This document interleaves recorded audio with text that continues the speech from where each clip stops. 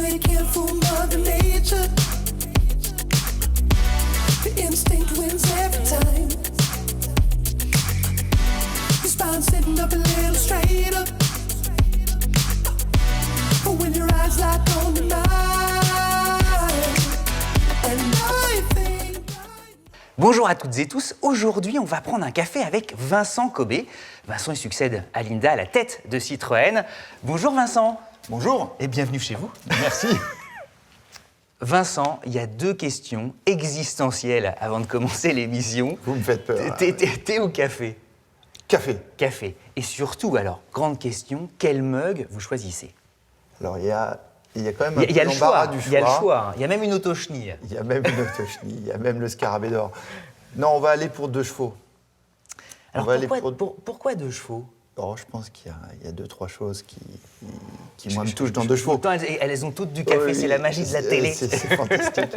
On gagne à tous les coups. Non, 2 chevaux, il y a quelque chose de phénoménal dans cette voiture pour moi. La première, c'est que vous allez partout dans le monde, et j'ai essayé, grâce aux produits dérivés de Citroën, vous vous promenez avec un t-shirt qui a cette vue latérale de 2 chevaux, et il y a des gens dans des pays où on n'en a jamais vendu une, qui savent exactement ce que c'est. C'est très rare une silhouette comme ça, qui instantanément déclenche 2-3 sentiments chez tout le monde. Un, je sais ce que c'est, ouais. Même si je suis incapable de dire le nom, mais je l'ai déjà vu. 2, je suis attiré, attaché par le côté décalé, le côté approchable, le côté humain et ce côté intemporel. Après, d'un point de vue purement technique, c'est un ovni dans le monde dans lequel elle a été lancée. Oui, c'est certainement un moment de grâce de Citroën, c'est de l'innovation technique, c'est un design fantastique et intemporel, c'est une voiture abordable, c'est une voiture qui change les modes de transport à travers un pays. Enfin, c'est un monument d'histoire, cette voiture. C'est drôle et passionnant et émouvant de vous entendre parler comme ça de Citroën, parce qu'en fait, vous ne venez pas de Citroën. C'est chouette que vous soyez déjà amoureux de la marque. Je vais prendre ombrage de ce commentaire. Si on rentre un peu dans l'histoire, moi je suis originaire du nord-est de la France. Ma grand-mère était instite. Et en fait, ma grand-mère était instite dans un petit village qui s'étend entre Nancy et Toul. Et vous savez, à l'époque, l'institutrice, c'était le contre-pouvoir de l'Église. Hein. Et donc, comme vous étiez le contre-pouvoir de l'Église, il fallait avoir un statut. Donc, ma mère a été éduquée dans une traction 15. Tous quelque chose. On a tous une histoire comme ça. Ouais. Et puis, si on avance, bon, il est vrai que moi, ça fait près de 20 ans que j'habite pas en France. Mais avant de partir, dans les années 90, la première voiture que j'achète, c'est une ZX quand même. Oui, et puis la première, c'est une ZX Vulcan, pardon, et vous en aviez en voiture de fonction. Voilà, exactement. J'avais à peu près tout le cheptel ZX, depuis la version 1,9 litre Atmo entrée de gamme comme voiture de fonction, jusqu'à une Vulcan turbodée oui, c'est à titre très personnel. En plus. Maintenant que vous êtes au cœur du réacteur, quelle image vous faites de la marque? Alors ça, c'est assez rigolo, et en fait, il faut aussi le remettre dans une certaine perspective. Moi, j'ai passé, on va dire, pour faire simple, 20 ans de ma vie en France et 25 des 30 dernières années à me balader à travers le monde, principalement en Asie et en Amérique du Nord. Moi, j'ai quitté donc, un Citroën innovant, décalé, des DS, des CX, des ZX, des AX, et puis aussi un Citroën qui par moments se cherchait. Il y a eu quelques véhicules qui étaient plus, on va dire, difficiles à promouvoir ou à... parler de BX, d'Axel, de véhicules où on sentait une marque qui hésitait. Qui ont néanmoins leurs fans. Voilà, qui ont leurs fans, mais le côté bizarroïde, en fait, voilà, surgit. Qui avait poussé le bizarroïde assez loin, on va dire, par moment. Et là, je reviens et j'ai le plaisir de travailler pour Citroën. Et en fait, on découvre, moi je découvre, la plupart des collaborateurs l'ont bâti, un Citroën beaucoup plus... mainstream, c'est-à-dire qui s'est repositionné au cours de fantastique travail des 5-6 dernières années au cœur du marché, avec des véhicules qui sont forts en style, qui sont compétitifs en positionnement, qui sont clairs et alignés sur une marque forte. C'est une marque qui s'est redressée, qui a défini son identité, qui en est fière, et qu'il montre dans ses concessions. Oui, c'est amusant, c'est comme revoir, pardon, j'en bafouille un peu, mais un membre de sa famille qu'on n'a pas vu depuis très très longtemps. Exactement, mais ça m'est arrivé pas seulement pour Citroën, ça. Oui. Qu'est-ce que vous aimeriez justement insuffler aujourd'hui à Citroën? Si vous voulez, moi, il y a une analogie que j'aime beaucoup, c'est que, pour prendre l'analogie du corps humain ou de la convalescence, si on veut, on ne va pas passer directement d'une période de difficulté à une période de course de fond. On va d'abord se lever, ensuite on va redresser les épaules, puis ensuite on va sortir et courir. Je pense que si on fait cette analogie-là, Citroën aujourd'hui, c'est relevé. Quand vous regardez ça, vous avez une marque qui est debout et qui commence à élargir les épaules, à être fière Bien d'elle-même. assise et tout ça. Si on regarde les années qui viennent, voilà, pour la faire simple, on va refaire du Citroën. On va refaire des produits innovants, décalés, qui provoquent l'amour, l'attachement, la réaction, et qui en même temps restent très fidèles à ces notions d'innovation, de confort, de proximité. Alors, on est gâtés parce que les années 2020 démarrent sur les chapeaux de roue. C'est quasiment les années folles chez Citroën. Il y a l'Ami qui vient d'être découverte et qui rentre justement comme ça de plein pied.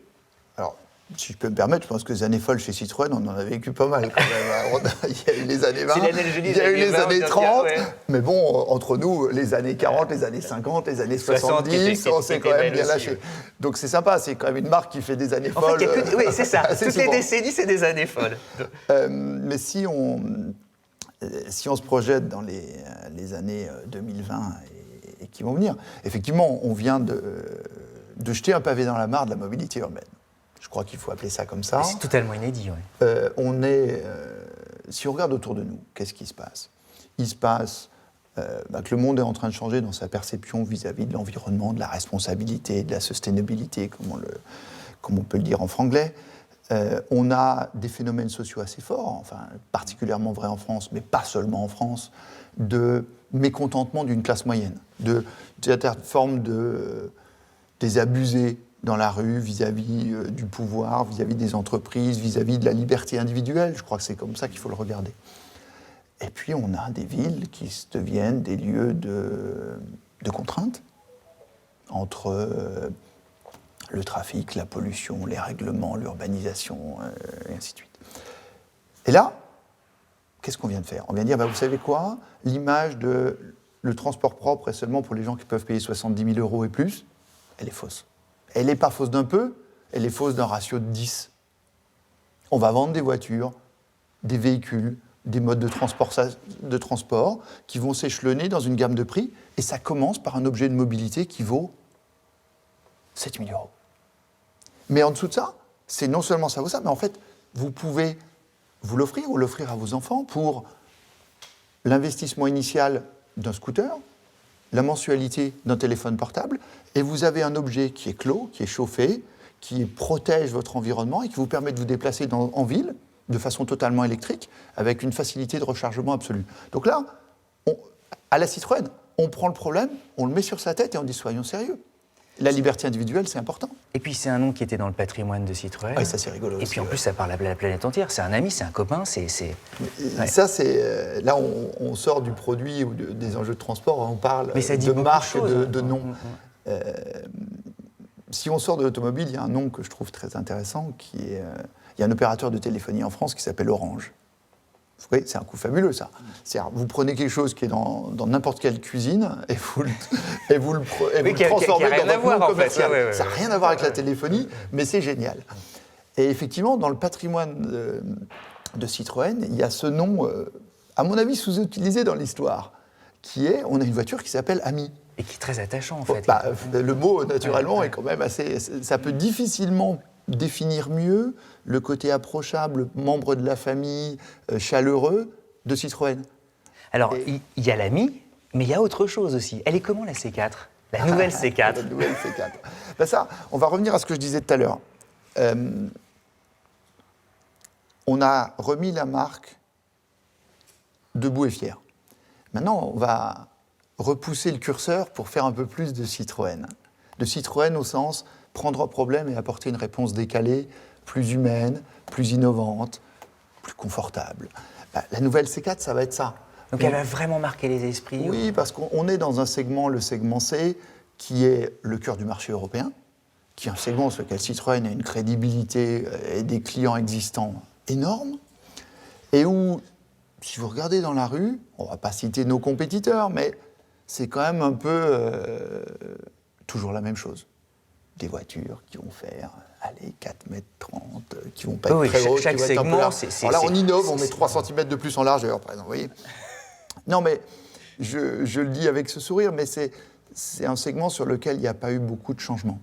Et en fait, la prochaine C4, je ne vais pas vous la dévoiler, on va quand même vous faire attendre un peu. Elle arrive quand alors? Elle va arriver en prise de commande à partir de juin, elle va arriver visible à partir de septembre-octobre et on va la lancer quelques semaines, quelques dans mois à les attendre, ventes quoi, en fin ouais, d'année. Qu'est-ce qu'on a fait? On a pris ce besoin légitime, on va dire, d'une famille moyenne, d'avoir un véhicule relativement spacieux avec lequel vous pouvez faire des longs trajets. On parle du seul véhicule dans la famille, on parle aussi de véhicules professionnels. C'est un usage assez mixte, en fait, très contraint, parce qu'il y a une velléité d'espace, de confort, de volume de coffre, mais en même temps, ça doit être compact, ça doit être abordable. C'est vraiment un besoin assez étrange. Enfin, étrange non, mais particulier. Non, mais il y a un besoin fonctionnel. Et on ouais, lui a réel. apporté, très bien. Mais quel est le besoin supplémentaire? Un besoin supplémentaire de visibilité, de confort, d'accès. Et ça donne un véhicule qui, en plus, lance une nouvelle identité de style. Donc, c'est vraiment intéressant. Ah oui, donc il y a beaucoup. Oui, on va apporter, à mon avis, un œil très différent sur ce segment. On va terminer par un mot de business. Les chiffres sont bons, hein, il faut s'en féliciter. La croissance de la marque, c'est 2 à 5 fois le marché. Néanmoins, la marque, elle est peut-être trop européano-centrée. Et l'objectif, ce serait peut-être essayer justement d'insuffler plus d'internationalisation. Je crois que quand on parle business, il faut toujours être factuel et rationnel, raisonnable. Les 5-6 dernières années, une fois de plus, comme je disais, ça a été remettre la marque debout, forte. Ça a été fait au travers des produits, au travers du style, au travers de l'environnement de vente, au travers de la communication, ainsi de suite. Il y a une continuité, une logique, une force de ce travail qui est tout à fait admirable. Et dans tous les... dans tout. Voilà. Et donc, ça a 2 aspects très forts sur le business. Le premier, c'est que dans les pays où nous sommes historiquement présents et forts, ça a boosté notre performance. Sur 5 ans, en Europe, on fait plus 30%. On est la marque qui croît le plus l'année dernière en market share, en volume. Dans les 5 plus gros pays d'Europe, on fait entre 2 et 10 fois la croissance du marché. Donc, la performance, elle est substantielle. Après, l'autre aspect de la reprise en forme de la marque, c'est dans les pays où on a des difficultés, rationaliser notre offre pour reconstruire une fondation et repartir. À ça, vous rajoutez des complexités qui sont, on va dire, pareilles dans toutes les marques du groupe PSA, que sont l'Iran ou la Chine. Donc, une des conséquences, c'est qu'effectivement, on a cru, on s'est renforcé en Europe, on a eu des résultats variés en dehors d'Europe. Au Brésil, ça s'est très bien passé. Au Japon, ça s'est très bien passé. On va lancer en Inde et j'espère que ça va bien se passer. En Afrique, Moyen-Orient, ça s'est bien passé. En Chine, en Iran, ça s'est pas très bien passé. En Argentine, le marché s'est Pour effondré. un contexte Donc, qui était aussi difficile pour... donc pour on tout le monde. est 85% Europe dépendant, ce qui est trop. Donc il va falloir changer ça. Alors 2025. 2025, on va continuer de croître sur nos marchés forts que sont l'Europe, mais que sont le Brésil, le Japon, Afrique, Moyen-Orient. On va se lancer en Inde. On va inverser les tendances dans un certain nombre de pays. Typiquement, je pense à l'Afrique subsaharienne ou au Maghreb et aux pays du Golfe. Je pense à l'Amérique latine. Et un objectif ambitieux, mais pas déraisonnable, c'est de dire, voilà, on continue de croître en Europe, mais l'Europe ne représente plus que 60% de nos volumes à l'horizon 2025. Et en termes d'unité, ce serait quoi? Ce serait un... C'est un 2025, allez, on dit 1,5 million. L'idéal, ce serait quoi? On dit 1,5 million.